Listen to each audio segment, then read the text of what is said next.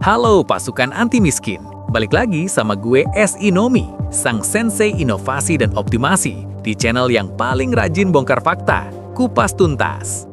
Kalian pernah nggak sih janjian sama teman buat berhenti berantem, tapi baru semenit baikan kaki kalian diinjek lagi?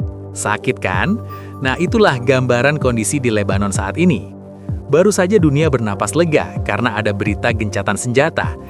Pagi ini kita dikejutkan lagi. Israel kembali meluncurkan serangan udara ke wilayah Lebanon. Padahal tinta di kertas perjanjian damai katanya belum kering-kering amat. Apakah ini prank internasional atau memang gencatan senjata cuma formalitas belaka?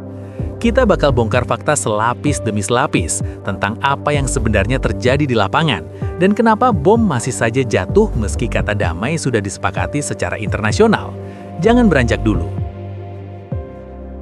Serangan di tengah janji. Oke, kita bedah faktanya. Menurut laporan terbaru, militer Israel atau IDF mengkonfirmasi bahwa jet tempur mereka menyerang fasilitas militer milik Hizbullah di Lebanon Selatan. Padahal, kedua pihak seharusnya sudah masuk dalam periode gencatan senjata. Poin utama, lokasi, Lebanon Selatan dan beberapa titik strategis. Waktu, pasca pengumuman resmi gencatan senjata yang dimediasi internasional. Target, diklaim sebagai depot senjata dan infrastruktur militer. Istilahnya begini, gue nggak nyerang kok, gue cuma mastiin kalau barang-barang lo nggak bahaya. Tapi mastiinnya pakai rudal seharga miliaran rupiah. Definisi perhatian yang agak berlebihan ya, Sobat Kupas Tuntas. Alasan Israel, pelanggaran versus pertahanan. Israel punya pembelaan. Mereka bilang serangan itu dilakukan karena mereka mendeteksi adanya aktivitas Hizbullah yang melanggar ketentuan gencatan senjata. Misalnya, perpindahan senjata atau upaya membangun kembali pos yang harusnya dikosongkan. Bagi Israel, gencatan senjata bukan berarti mereka tutup mata. Mereka pakai doktrin active enforcement. Artinya, kalau lo gerak dikit yang mencurigakan, mereka nggak bakal ragu buat tekan tombol fire. Tapi masalahnya, batas antara aktivitas rutin dan pelanggaran itu tipis banget, setipis kesabaran gue nunggu gajian. Dilema Lebanon dan reaksi dunia. Di sisi lain, pemerintah Lebanon dan warga sipil merasa dikhianati. Banyak warga yang baru saja mau pulang ke rumah mereka yang hancur, terpaksa putar balik lagi karena suara ledakan masih terdengar. Dunia internasional, mereka cuma bisa menyatakan keprihatinan mendalam.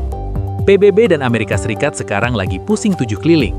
Mediasi gencatan senjata itu susah banget, butuh negosiasi berbulan-bulan. Sebagian satu bom jatuh, semua kepercayaan yang dibangun bisa hancur seketika.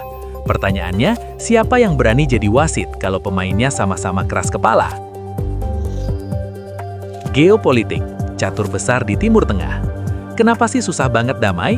Karena ini bukan cuma soal Israel versus Lebanon. Ini soal pengaruh Iran di utara dan kepentingan AS di selatan. Hizbullah itu bukan sekedar milisi, mereka adalah perpanjangan tangan strategis.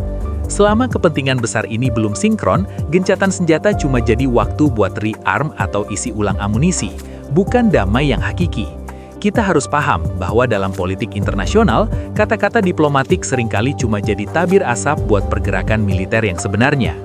Kesimpulan gue, gencatan senjata ini statusnya kritis, sangat rapuh. Kalau serangan-serangan kecil ini terus berlanjut, nggak butuh waktu lama buat eskalasi penuh meletus lagi. Gue prediksi dalam beberapa hari ke depan bakal ada pertemuan darurat tingkat tinggi, entah itu di Washington atau Paris. Tapi kalau di lapangan nggak ada pengawas independen yang kuat, ya wassalam.